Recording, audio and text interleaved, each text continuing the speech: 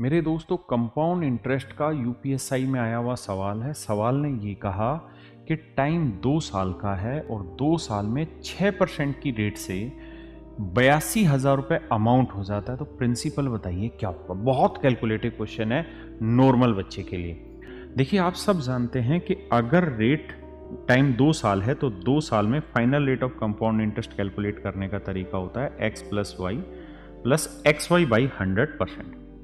हाँ जी, अब रेट है मेरे बच्चे 6%, तो यहाँ 6 और 6 12 और 6 गुना 6 36।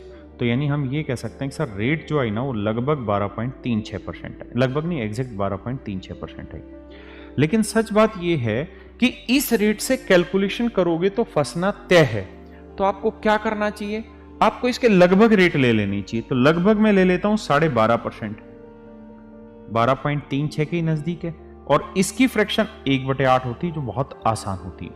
ध्यान रखना, हमने जो रेट ली है वो ज्यादा ली है, पहले से ज्यादा ली है। तो हम ये देखना चाहते हैं कि आंसर बड़ा आएगा कि छोटा। अब देखो यार, मैं इसे लगभग 74,000 मान लेता हूं क्योंकि ऑप्शन बहुत दूर दूर है। तो 74,000 का अगर मैं 1/8 इंटरेस्ट निकालूंगा तो 1/8 निकालेंगे तो 8 नहीं 72, यानी 9,000 से ज्यादा आएगा। और 9,000 में इसमें जोड़ूंगा तो 74 और 9 83 आ जाएगा, जबकि है 82,000। यानी आंसर 73,000 के ही आसपास होगा, 74,000 के आसपास नहीं होगा। अब ये वाला ले लेते हैं।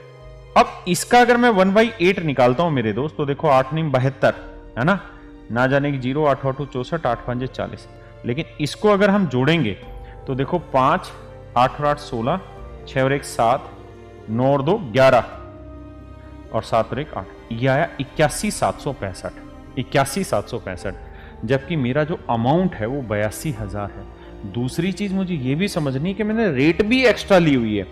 तो अगर एक्स्ट्रा रेट लेके भी उससे छोटा आ गया तो आंसर हो ही नहीं सकता।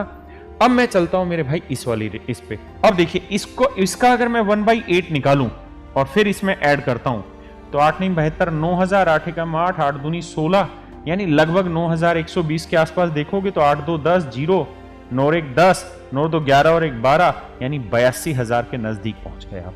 इसका मतलब मेरे बच्चे ये वाला ऑप्शन आपका बिल्कुल ठीक है। ये वाला ऑप्शन बिल्कुल ठीक है।